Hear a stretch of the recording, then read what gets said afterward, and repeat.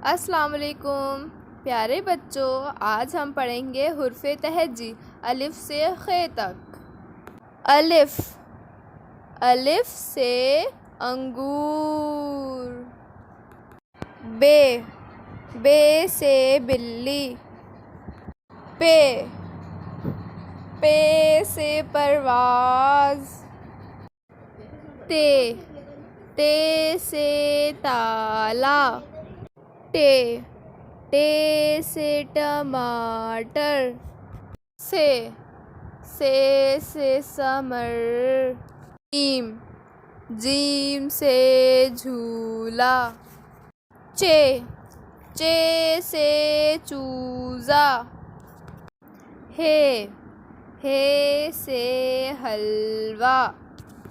खे, खे से खरगोश।